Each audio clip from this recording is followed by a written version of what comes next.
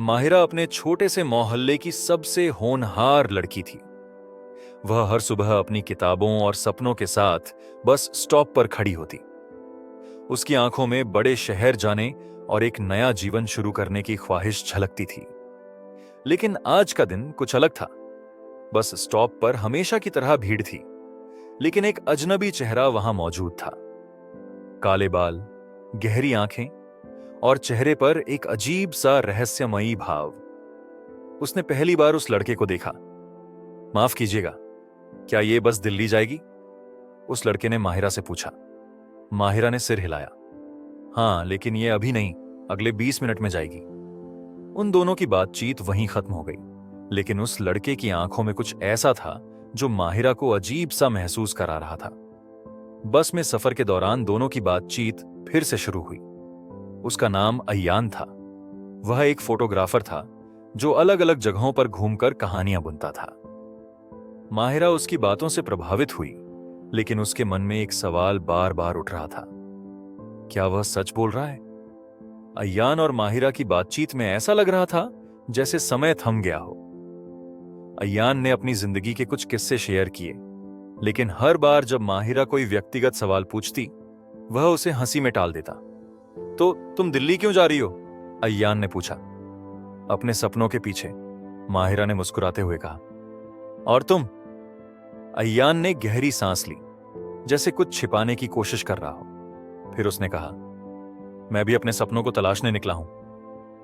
दिल्ली पहुंचने के बाद दोनों ने एक दूसरे से विदा ली, लेकिन माहिरा के दिल में अय्यान की मुस्कान बस गई थी। माहिरा ने अपने कॉलेज की पढ़ाई शुरू कर दी। नई जगह, नए लोग और अपने सपनों को साकार करने का जुनून। लेकिन अय्यान की यादें कहीं ना कहीं उसके दिमाग में बस चुकी थीं। एक दिन जब वह एक कैफे में बैठी अपनी नोट्स तैयार कर रही थी, तभी उसने अय्यान को देखा। वह एक कोने की मेज पर किसी से बहस कर रहा था। माहिरा उसे देखकर खुश हुई, लेकिन फिर कुछ अजीब लगा। अय्यान के चेहरे पर चिंता और गुस्से का भाव था। माहिरा ने उसके पास जाकर कहा, अरे तुम यहां? अय्यान ने चौंकते हुए उसकी तरफ देखा, फिर मुस्कुराया। अरे माहिरा, तुम यहां कैसे? मैं यहीं पढ़ाई कर रही हूं। तुम क्या कर रहे हो? कुछ खास नहीं, बस थोड़ा काम था, उसने जल्दी से जवाब दिया। लेकिन माहिरा को लगा कि वह कुछ छिपा रहा है। उस रात माहिरा को एक अनजान नंबर से कॉल आया। हेलो, दूसरी तरफ से आवाज आई। तुम्हें पता है, अय्यान वह नहीं है जो वह दिखता है, उससे दूर रहो। माहिरा सन्न रह गई। वह तुरंत जवाब देना चाहती थी, लेकिन कॉल कट गई। अगले दिन माहिरा ने अय्यान को वही फोन कॉल के बारे में बताया। तुमसे कोई मजाक कर रहा होगा, अय्यान ने मुस्कुराते हुए कहा, लेकिन उसकी आंखों में हल्की घबराहट थी। क्या तुम सच में फोटोग्राफर हो? माहिरा ने पूछा। हाँ, क्यों? तो तुम्हारे बारे में किसी को ऐसा क्यों कहना चाहिए? अय्यान ने गहरी सांस ली। माहिरा, कुछ बातें वक्त के साथ समझ में आती हैं। बस इतना समझो, मैं तुम्हारा दोस्त हूं और तुम्हें कोई नुकसान नहीं होगा। लेकिन माहिरा का दिल इस जवाब से संतुष्ट नहीं हुआ। अगले अध्याय में कहानी और गहराई में जाएगी। माहिरा ने उस अनजान कॉल के बाद से अय्यान को लेकर शक करना शुरू कर दिया। वह उसकी हर बात और हर हरकत को ध्यान से देखने लगी। कुछ दिनों तक सब सामान्य रहा, लेकिन फिर एक ऐसी घटना हुई जिसने माहिरा को हिलाकर रख दिया। एक शाम जब अय्यान ने माहिरा को फोटोग्राफी पर एक वर्कशॉप में आमंत्रित किया, तो माहिरा वहां जाने को राजी हो गई। यह वर्कशॉप किसी पुराने गोदाम में हो रही थी। माहिरा को यह जगह अजीब लगी। यह वर्कशॉप ऐसे सुनसान जगह पर क्यों हो रही है? उसने अय्यान से पूछा। यहां शांति मिलती है और यह जगह अनूठी तस्वीरों के लिए परफेक्ट है, अय्यान ने उसे समझाया। कार्यक्रम के दौरान माहिरा ने देखा कि अय्यान अक्सर फोन पर किसी से बात कर रहा था। हर बार वह थोड़ा दूर जाकर धीमी आवाज में बात करता। माहिरा ने उसके फोन को एक बार झलकते हुए देखा। स्क्रीन पर एक अनजान नाम था, रफीक भाई। वर्कशॉप के खत्म होने के बाद जब अय्यान बाहर किसी से मिलने गया, माहिरा को एक कोने में एक बैग दिखा। वह बैग अय्यान का था। जिज्ञासावश उसने बैग खोलने की कोशिश की। अंदर कुछ कागजात और एक छोटा पैकेट था। उसने धीरे से पैकेट खोला और उसमें से कुछ नकली पासपोर्ट और एक बंदूक निकली। माहिरा के होश उड़ गए। यह सब क्या है? उसने खुद से कहा। अचानक अय्यान वहां लौट आया। उसने माहिरा को बैग के पास देखा और उसका चेहरा गुस्से से लाल हो गया। तुम यहां क्या कर रही हो? अय्यान ने सख्त आवाज में पूछा। यह सब क्या है अय्यान? ये पासपोर्ट और बंदूक? तुमने मुझसे झूठ क्यों बोला? अय्यान ने कुछ देर चुप्पी साधी। फिर उसने कहा, तुम्हें यहां नहीं आना चाहिए था। माहिरा, ये बातें तुम्हारी समझ से बाहर हैं। बस इतना जान लो, मैं तुम्हें कोई नुकसान नहीं पहुंचाऊंगा। माहिरा डर चुकी थी। उसने सोचा कि वह अय्यान से दूरी बना लेगी, लेकिन उसका दिल अभी भी उससे जुड़े सवालों के जवाब चाहता था।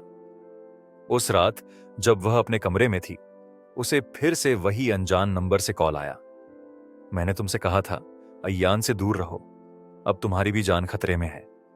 कौन हो तुम और अय्यान के बारे में सच क्या है? माहिरा ने पूछा। अगर तुम्हें अपनी जान बचानी है तो बस उससे दूर रहो। उसे पुलिस भी ढूंढ रही है। वह एक बड़ा अपराधी है। माहिरा के हाथ कांपने लगे। माहिरा पूरी रात सो नहीं सकी। अय्यान के बैग में मिले नकली पासपोर्ट, बंदूक और अनजान कॉल्स ने उसकी जिंदगी में हलचल मचा दी थी। क्या अय्यान सच में अपराधी है या ये सब किसी बड़ी साजिश का हिस्सा है? वह खुद से सवाल करती रही। अगले दिन उसने फैसला किया कि वह अय्यान से जवाब मांगेगी, चाहे जो हो। कॉलेज से लौटते वक्त माहिरा ने अय्यान को कैफे के बाहर खड़े देखा। वह किसी से बात कर रहा था, लेकिन इस बार उसका चेहरा तनावग्रस्त था। माहिरा उसके पास गई और सीधे पूछा, अयान, मुझे सच जानना है, तुम कौन हो? अयान ने उसकी तरफ देखा, जैसे कुछ कहने के लिए शब्द ढूंढ रहा हो।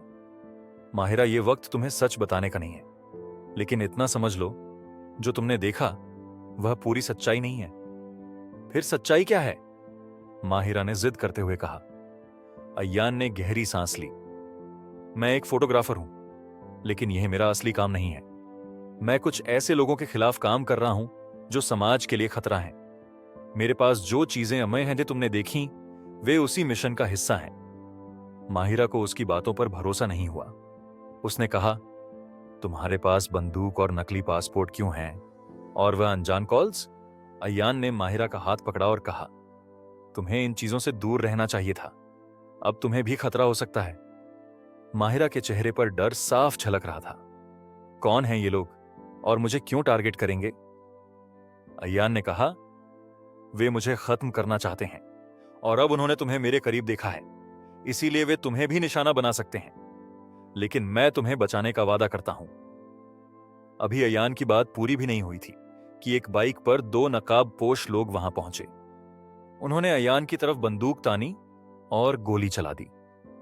अय्यान ने माहिरा को खींचकर कैफे के अंदर छुपा दिया। यह सब क्या हो रहा है? माहिरा ने घबराते हुए पूछा। अय्यान ने कहा, ये वही लोग हैं जिनके बारे में मैं बात कर रहा था। अब तुम मेरी बात समझोगी? अय्यान ने माहिरा को एक सुरक्षित जगह ले जाने का फैसला किया। वह उसे शहर के बाहर एक पुराने घर में लेकर गया। यहां कुछ दिन के लिए रुको, मैं सब कुछ ठीक कर दूंगा, अय्यान ने कहा।